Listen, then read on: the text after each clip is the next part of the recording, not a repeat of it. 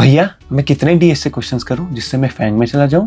भैया आपकी सैलरी कितनी है? अबे ओ तुझे कुछ नहीं पता, एआई सारी जॉब ले जाएगा। ये सारे कमेंट्स आते हैं मेरे पास और जब भी मैं इन कमेंट्स को पढ़ता हूँ मेरे दिमाग में सिर्फ एक बात आती है, हम कितने बेकार क्वेश्चन पूछते हैं। और इतना ही नहीं, शायद आपने इस वीडियो पे भी इसलिए क्लिक किया होगा क्योंकि उसमें एक्स अमेज़न लिखा था टाइटल में, है ना? ये क्यों किया आपने? यही क्यों करते हैं हम? और ये बात ना मुझे बहुत ज्यादा परेशान करती है क्योंकि मैं आपकी जेन्युइनली हेल्प करना चाहता हूँ, बट ये क्वेश्चंस को देख के मैं आपकी हेल्प नहीं कर पाता हूँ। आज इस वीडियो में हम वही क्वेश्चंस देखेंगे और देखेंगे क्या असल में हमें पूछना चाहिए और क्यों हमें वो नहीं पूछने चाहिए। और वीडियो के एंड में आपको एक ट्रिक भी बताऊंगा जिससे आप अच्छे क्वेश्चन पूछ सको सिर्फ 30 दिन में। पहला क्वेश्चन आता है, सर मैं कितने डीएसए क्वेश्चन करूँ जिससे फैंग में चला जाऊं? इस क्वेश्चन में गलती ही गलती है क्योंकि भाई कभी भी डीएसए क्वेश्चंस के नंबर आपको फैंग में नहीं ले जा सकते हैं।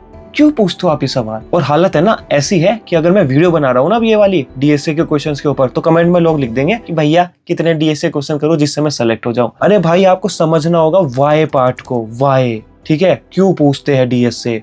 वो पूछते हैं आपकी प्रॉब्लम सॉल्विंग स्किल्स देखने के लिए, और डीएसए के क्वेश्चंस आप प्रैक्टिस करते हो सिर्फ उसको इनहांस करने के लिए। यार क्या मिलता है मैं ऐसा सवाल पूछ के? मुझे जेन्युइन नहीं है ना, ऐसा फील होता है यार क्यों पूछता है मैं ऐसे सवाल, इतने बेकार सवाल क्यों पूछते हैं? हम अच्छे सवाल क्यों नहीं पूछते हैं? अब आप एक बात बताइए मुझे, मान लेते हैं आपको क्रिकेट टीम में सेलेक्ट होना है, ठीक है? वहां भी आप जाके ये पूछोगे सेलेक्टर से कि सर मैं कितने डोमेस्टिक क्वेश्चन खेलूं मैं कितने डोमेस्टिक मैच खेलूं जिससे मैं सेलेक्ट हो जाऊं? नहीं पूछोगे ना, तो भाई यहाँ क्यों पूछ रहे हो? यहाँ क्या मिलेगा? आप मतलब क्या बोलूं अब यार मैं।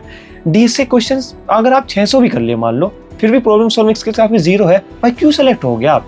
और वहीं आपने 100 क्वेश्चन किए वो भी बिल्कुल मन लगा के किए, प्रॉब्लम सॉल्विंग स्किल्स आपने इनहांस कर दिए, बिल्कुल सेलेक्ट होंगे आप। ऐसा ही एक और क्वेश्चन आता है, sir I am doing MCA from फलाना university, can I become a software engineer at FAANG? मुझे क्या पता भाई, तुम्हें खुद नहीं पता है। जब उस यूनिवर्सिटी में मैं थोड़ी पढ़ के आया हूँ। और ये बात नहीं होती है। देखो फिर से बोलता हूँ, आप बहुत ज्यादा गलत सवाल पूछ रहे हो, ये बहुत ज्यादा गलत है। अब मैं पहले क्वेश्चन पे आता हूँ जो मैंने डीएसए वाला बोला था। उसमें आपको पता क्या पूछना चाहिए? आपको पूछना चाहिए भैया डीएसए क्वेश्चंस क्यों पूछते हैं? ये है जेन्युइन सवाल। आपको जानना है कि आखिर कंपनी पूछती क्यों है, आपको उसके ऊपर काम करना है इंस्टेड कि कितने डीएसए क्वेश्चंस करने हैं। और मैं आपकी हालत समझ सकता हूँ, बिलीव मी, क्योंकि मैं भी इस दौर से गुजर चुका हूँ। मैं भी उस टाइम ऐसे ही समझता था। इसलिए आज मैं इस वीडियो में आपको बता रहा हूँ कि क्या गलती आपको नहीं करनी है जिससे आपका टाइम बच पाए। मुझे बताने वाला कोई नहीं था, पर आपको बताने वाला आज है। अगर आपको डीएसए क्वेश्चंस या फिर इससे आपकी डिग्री से या फिर किसी लैंग्वेज से जॉब मिलती तो आज हर कोई एम्प्लॉयड होता, आज हर कोई सॉफ्टवेयर इंजीनियर होता, ठीक है? आप हमेशा जब भी सवाल पूछते हो उसका वाई पार्ट देखिए कि आखिर वो पूछा क्यों जाता है, फिर अपने सवाल को अच्छा बनाइए, वापस से पूछिए। जिस दिन आपको वाई पार्ट समझ में आ गया उस दिन आपको आंसर मिल गया। नेक्स्ट क्वेश्चन आता है, भैया आपकी सैलरी कितनी है? क्यों जानना है भाई आपको? क्या मिलेगा जान के? क्या मोटिवेशन चाहिए? मोटिवेशन अगर आपको सैलरी जान के मिलती है ना, मत लो भाई, मत आओ इस फील्ड में, नहीं कर पाओगे, नहीं खुश रह पाओगे। ये आप झूठ बोलते हो, सच बताऊं तो मोटिवेशन नहीं मिलती है इससे आपको तसल्ली मिलती है। आप ये देखोगे यार उसका 5 साल एक्सपीरियंस है, अभी तक सिर्फ 10 LPA या 15 LPA पे है, मैं तो 50 LPA पे होता। हाँ, कितना बेवकूफ़ है। ये वाली तसल्ली। खुद को झूठ मत बोलो कि आपको मोटिवेशन मिलता है। अगर आपको पैसे से मोटिवेशन मिलती है ना तो भाई नहीं कर पाओगे, बिल्कुल नहीं कर पाओगे। जब भी आपको ऐसा लगे कि आपको मोटिवेशन चाहिए, खुद से पूछिए कि आपने क्यों शुरू किया था। वो मोटिवेट करेगा आपको, ना कि पैसा। मैं अभी भी कह रहा हूँ, कोई फर्क नहीं पड़ता किसी की सैलरी जानने से। आपको जो पूछना चाहिए ना वो मैं बताता हूँ। इंस्टेड आपको ये पूछना चाहिए कि बताओ आपने ऐसा क्या किया था जो आप आज इस स्टेज पर पहुंच गए। अगर आप किसी से सही में इंस्पायर्ड होते हो, इंस्टेड कि आप उनसे उनकी सैलरी पूछो। एक और कारण हो सकता है वैसे जिससे आप वो जानना चाहते हो कि आप देखो कि अगला बंदा कितना स्मार्ट है। जितना ज़्यादा कमा रहा है उतना ज़्यादा स्मार्ट है ना? ठीक है, इसके ऊपर मैं कुछ नहीं कह सकता, बट हाँ आप बताइए आपको क्यों लगता है कि आपको सैलरी जाननी चाहिए। अभी कमेंट करके बताइए। अगर आपको सही में मोटिवेशन चाहिए ना तो भाई जर्नी से लो इंस्टेड पैसों से। और मेरा ट्रस्ट तो ऐसा हो गया है कि अभी भी मैं आपको ये समझा रहा हूँ ना, मुझे अभी भी पक्का यकीन है लोग नहीं समझेंगे, बट अगर 10 में से 1 भी समझ गया ना तो मेरा काम हो गया। थर्ड क्वेश्चन आता है, सर आप अमेज़न में कैसे सिलेक्ट हुए? सो हाल ही में मैंने एक लिंक्डइन पोस्ट डाली थी, उसमें मैंने बताया था क्यों मैं स्टार्टअप्स को पसंद करता हूँ, अमेज़न को पसंद नहीं करता हूँ, और क्यों मेरी ड्रीम जॉब में ऐसा मज़ा नहीं आया। तो मज़े की बात देखिए, उस पोस्ट की वजह से मुझे 10 कनेक्शन रिक्वेस्ट आए लिंक्डइन पर। 10 के 10 ने पूछा कि भाई आप कैसे सेलेक्ट हुए अमेज़न में, बता दो। क्या चक्कर है ये? मतलब क्यों आपको वही क्यों जानना है? अगर मैं आज स्टार्टअप का कुछ डालता हूँ ना, मैं स्टार्टअप में सेलेक्ट हुआ हूँ, किसी को कुछ नहीं जानना है कि मैं कैसे सेलेक्ट हुआ, क्या हुआ, ठीक है? बट वहीं मैं फैंग का डाल देता हूँ, तुरंत सबको जानना है। अब देखिए इस क्वेश्चन में गलती नहीं है, कोई इशू नहीं है, बट मेरा सवाल ये है अमेज़न ही क्यों? मैं 3 स्टार्टअप्स में भी काम कर चुका हूँ। आपको वो क्यों नहीं जानना है? आपको अमेज़न ही क्यों जानना है? इस वीडियो पर आपने क्लिक किया, अमेज़न देख के किया, क्यों भाई, क्यों किया? हमें हमेशा फैंग का ही क्यों जानना है? और इतना ही नहीं, आप यूट्यूब पर जाओ, किसी भी कोडिंग वाले को उठा लो, ठीक है, मतलब मुझे भी उठा लो, तो सबके में देखना, अगर किसी ने फैंग की वीडियो डाली है ना, वो कितनी चली होगी। और जिसने फैंग की नहीं डाली, रियल कंटेंट डाला है, जैसे मैंने काफ़ी सारी वीडियोस डाली है, उन पे बिल्कुल व्यूज़ नहीं आए हैं। क्यों हमें रियल नहीं चाहिए? क्यों हमें प्रोसेस नहीं चाहिए? हमेशा हम शॉर्टकट देखते हैं। क्यों हमें ये नहीं जानना है कि उसने डेली क्या क्या किया?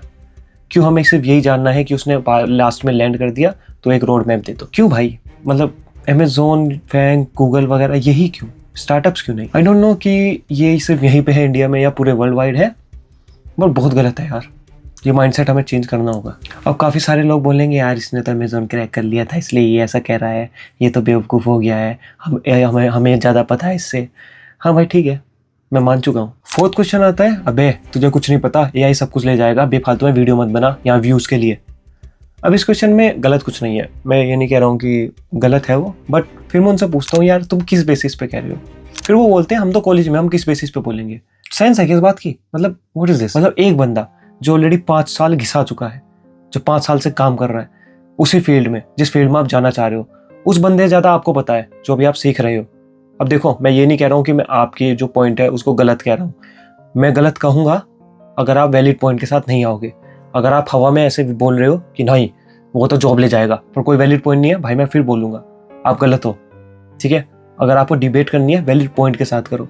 जैसे अगर आपने मेरी पिछली वीडियो देखी होगी, पिछली से 2nd या 3rd, उसमें मैंने बताया था कि क्यों अभी फ्रंट एंड जॉब खतरे में आ सकती है एआई की वजह से, क्यों आपको फुल स्टैक जाना चाहिए। उसमें मैंने एयर इंडिया का एग्जांपल दिया था। ये होता है बेसिस। आप कितना ही समझ लो कि आपको कितना आता है, एक्सपीरियंस बंदे को इस बिजनेस का, इस प्रोफेशन का एक्सपीरियंस है, उसको फिर भी आपसे ज़्यादा ही पता होगा। आपको भले ही नई टेक्नोलॉजी पता हो, इंडस्ट्री कहाँ जा रही है उसके बारे में उसको आपसे ज़्यादा पता होगा। तो अगर आप सोच रहे हो ना कि आप अभी फ्रेशर होके, अभी कॉलेज होके आपको इंडस्ट्री का ज़्यादा एक्सपोजर है, आपको इंडस्ट्री के बारे में ज़्यादा पता है, नहीं पता भाई, आपको घंटा कुछ नहीं पता। बाकी फिर भी आप फ्रेशर हो और आप सोचते हो कि मेरी नॉलेज बहुत कम है, क्योंकि मैंने बहुत कमेंट देखे हैं जिसमें कहते हैं तुझे कुछ नहीं आता, ये नहीं आता, वो नहीं आता। I am happy to ignore you. अब इसका मतलब ये है क्या सब बेकार ही कमेंट करते हैं, ये करते हैं? मैंने तो पूरी वीडियो बना दी कि सब बेकार क्वेश्चन पूछते हैं। नहीं, अभी हाल ही में मैंने 2 क्वेश्चन देखे, मैं इंप्रेस हो गया उनसे, ठीक है? क्या क्वेश्चन पूछे उन्होंने। पहले क्वेश्चन में उसने पूछा why it has to be related to software if you want to do a business. तो उसने बड़ा अच्छा सवाल पूछा। उसने पूछा यार तुझे सॉफ्टवेयर से ही क्यों करना है बिजनेस? कोई और बिजनेस भी तो कर सकता है। क्या क्वेश्चन है ये? देखिए ऐसे क्वेश्चन होते हैं, जैसे वो मैंने वीडियो बनाई उससे रिलेटेड उन्होंने क्वेश्चन पूछा, व्हाई पूछा, क्यों करना है भाई तुम्हें? इतना अच्छा क्वेश्चन है ये। 2nd क्वेश्चन में मैंने एक और वीडियो बनाई थी जिसमें मैंने बोला था कि मैं LLM इंजीनियर बन रहा हूँ, तो उसमें एक बंदे ने इतना बढ़िया सवाल पूछा ना। उसने पूछा सर आपका तो 5 साल फ्रंट एंड का एक्सपीरियंस है, तो आप LLM में कैसे मूव कर जाओगे? क्या क्वेश्चन है यार, यही तो क्वेश्चन होते हैं, यही आपको ग्रो करते हैं, यही आपकी मदद करते हैं ग्रो करने में। जो ऐसे क्वेश्चन, ऐसी थिंकिंग करता है ना, वही कंपनी को चाहिए भाई। एक्चुअली पूरी दुनिया को वही बंदा चाहिए जो अच्छे सवाल पूछ सके। अब देखो यार, इस वीडियो से मैं ये कहना चाहता कि जब आप सही क्वेश्चन पूछोगे तब आपको सही जवाब मिलेगा, ठीक है? तो सही क्वेश्चन से क्या मतलब है मेरा मतलब है जो आपकी मदद कर सके वो वाले क्वेश्चन पूछो, फालतू के क्वेश्चन मत पूछो। मैं भी आपका तभी रिप्लाई करूंगा ना यार जब मुझे ऐसा लगेगा कि मैं अगर आपको टाइम दे रहा हूं तो आपकी मदद हो सके। अगर आप ऐसे क्वेश्चन पूछोगे इससे कोई मदद नहीं होगी तो मैं भाई रिप्लाई नहीं दूंगा। अपने टाइम के लिए नहीं कह रहा हूँ, मैं आपके लिए कह रहा हूँ। आपकी मदद ही नहीं होगी अगर मैंने रिप्लाई दे भी दिया, क्योंकि वो क्वेश्चन ही बेकार है। अच्छा, एक और बात बता देता हूँ, देखो कोई क्वेश्चन परफेक्ट नहीं होता, ठीक है? तो परफेक्ट, नियर परफेक्शन भी नहीं होता।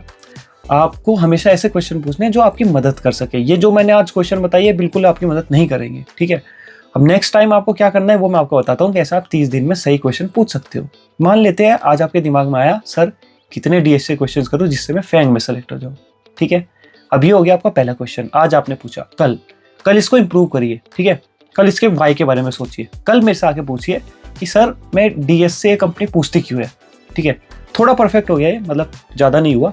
और ऐसे ही अगले दिन वापस से वही सवाल पूछिए, थोड़ा ट्विक करके, थोड़ा अच्छा बना के। चाहे तो ChatGPT से पूछिए कैसे मैं इसको अच्छा बना सकता हूँ। ऐसे 30 दिन तक एक ही क्वेश्चन को करिए, एक ही क्वेश्चन को रिविजिट करिए, वापस से चेंज करिए, और फिर देखना 30th डे आप ऐसा क्वेश्चन लिखोगे जिसका आंसर जो अगला बंदा देगा तो आपको समझ में आ जाएगा। आपको हमेशा यही करना है, जब भी कोई क्वेश्चन पूछो प्लीज उसको देखो, अच्छे से देखो, क्या उसका आंसर आप दे पाओगे? आप अगर दोगे क्या वो आपके काम आ पाएगा? ऐसे समझिए। और एक बात ना हमेशा याद रखिएगा, सही सवाल ही सही रास्ते की शुरुआत है। आज के लिए इतना ही। सेमीकोलन।